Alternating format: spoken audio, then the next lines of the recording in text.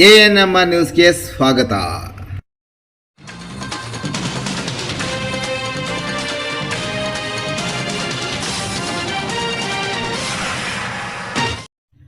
ANMR ನ್ಯೂಸ್ಗೆ ಸ್ವಾಗತ.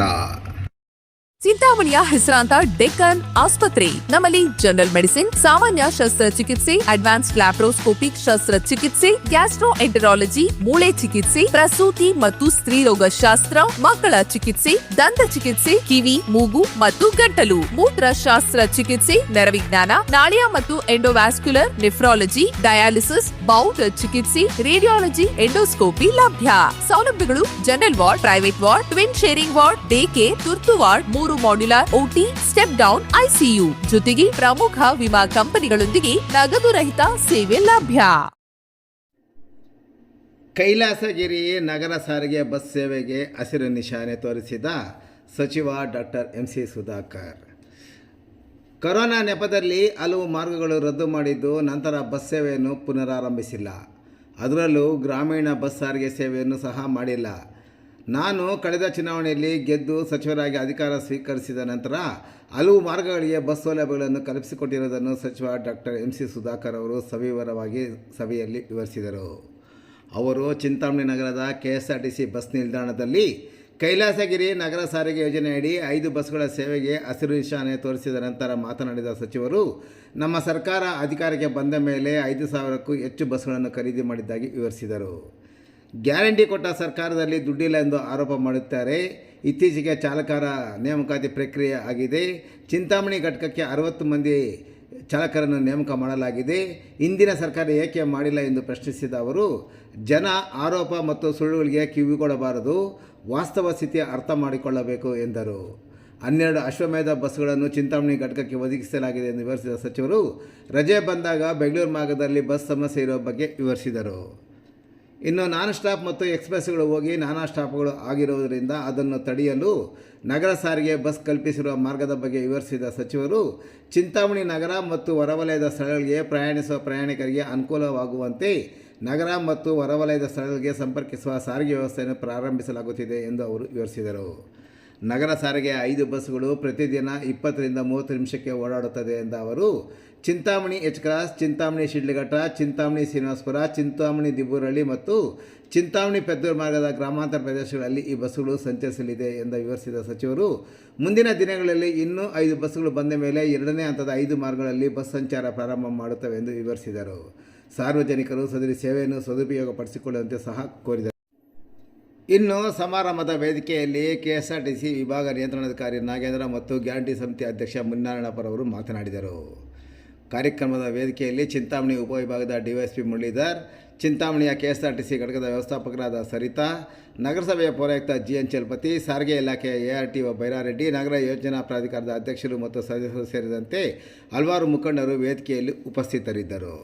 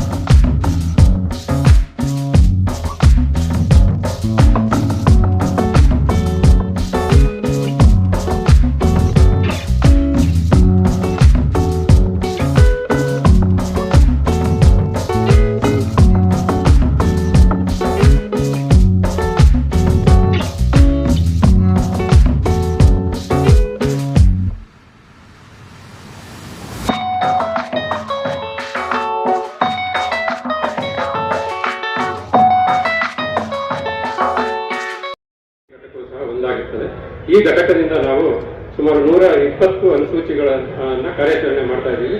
So ಜೊತೆಗೆ ಒಂದು ದಿನಕ್ಕೆ ನಾವು ಸುಮಾರು 46,000 ಕಿಲೋಮೀಟರ್ಗಳನ್ನು ಕಾರ್ಯಾಚರಣೆ ಮಾಡ್ತಾ ಒಂದು ದಿನದಲ್ಲಿ 46,000 ಪ್ರಯಾಣಿಕರಿಗೆ ನಾವು ಈ ಸೇವೆಯನ್ನು ಒದಗಿಸ್ತಾ ಇದ್ದೀವಿ. ಡಿಪೋ 130 ಶೆಡ್ಯೂಲ್ಸ್ ಇದ್ದಾವೆ, ಇಲ್ಲಿ 120 ಇದೆ. ಇದು ಸೆಕೆಂಡ್ ಹೈಯೆಸ್ಟ್, ಚಿಕ್ಕಬಳ್ಳಾಪುರ ಫಸ್ಟ್.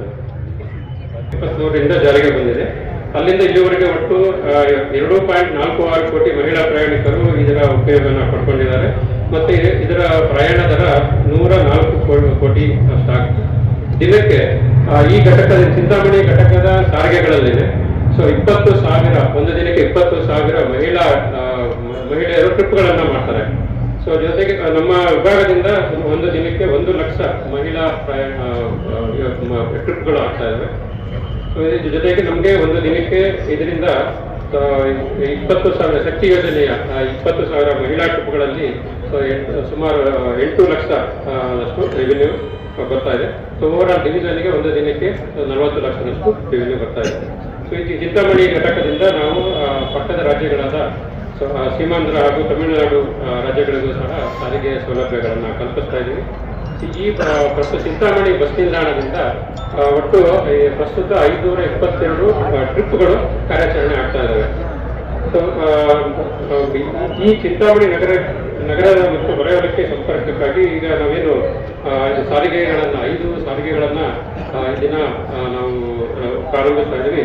ಇದಕ್ಕೆ ನಮ್ಮ ಸಾಹೇಬರು ಕೈಲಾಸಗಿರಿ ಸಾರಿಗೆ ಅನ್ನೋ ಹೆಸರನ್ನ ಅವರೇ ಸೂಚಿಸಿದ್ದಾರೆ.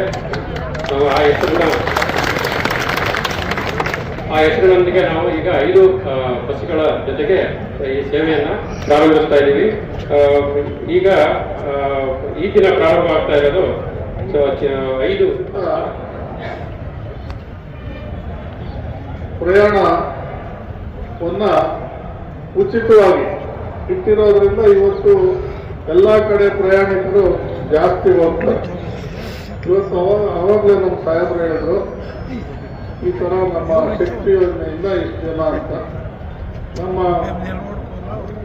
23ನೇ ಇಸ್ವಿಯಿಂದ ಶುರುವಾಗಿರುವ ಶಕ್ತಿ ಯೋಜನೆಯಿಂದ ಇವತ್ತು ಮಹಿಳೆಯರು ನಮ್ಮ ಕರ್ನಾಟಕ ರಾಜ್ಯದ ಪ್ರವಾಸೋದ್ಯಮದಿಂದ ಎಷ್ಟು ಕಡೆ ಹೋಗಿದ್ದಾರೆ ಅಂತ ನಾವು ಬೇಕಾದ್ರೆ ನಾವು ಸಾಯಂಕಾಲ 3 ಗಂಟೆಯಿಂದ ನಾವು ಬಸ್ ಗ್ಯಾರೇಜ್ ಮುಂದೆ ಗಣೇಶ ದೇವಸ್ಥಾನ ಹತ್ರ ನೋಡಿದ್ರೆ ಗೊತ್ತಾಗ್ತದೆ. ಗುಂಪುಗಳು ಮಹಿಳೆಯರು ಅಲ್ಲಿ ಇರ್ತಾರೆ. ಯಾಕೆಂದ್ರೆ ಒಂದು ಪ್ರವಾಸ ಸ್ಥಳಗಳಿಗೆ ಹೋಗೋದಕ್ಕೆ ಅದಕ್ಕೆಂತ ಒಂದು ಅವಕಾಶ ಸಿಕ್ಕಿದೆ. ಈ ಸರ್ಕಾರ ಬಂದ್ಮೇಲೆ ನಮ್ಮ ಮಹಿಳೆಯರನ್ನ ಕೇಳಬೇಕಾಗ್ತದೆ. ಆ ಥರ ಇವತ್ತು ಈ ಒಂದು ಸಾರಿಗೆ ಇಲ್ಲಿಂದ ಈ ಹತ್ರ ಹಳ್ಳಿಗಳಿಗೆ ಹೋಗೋದಕ್ಕೆ ಈ ಮಧ್ಯೆ ಭಾರಿ ತೊಂದರೆ ಆಗಿದೆ. ಈಗ 5 ಸಾರಿಗೆ ರೂಟ್ಗಳನ್ನ ಮಾಡಿದ್ದಾರೆ. ಕೈವಾರದಿಂದ ಹೆಚ್ಚುಕರಾದದ್ದು, ಚಿಂತಾಮಣಿಯಿಂದ ಶಿಡ್ಲಘಟ್ಟ ರಸ್ತೆ ಒಂದು, ಶ್ರೀನಿವಾಸಪುರ ರಸ್ತೆ ಒಂದು, ದಿಬ್ಬೂರಹಳ್ಳಿ ರಸ್ತೆ ಒಂದು, ಕದ್ದೂರು ರಸ್ತೆ ಒಂದು.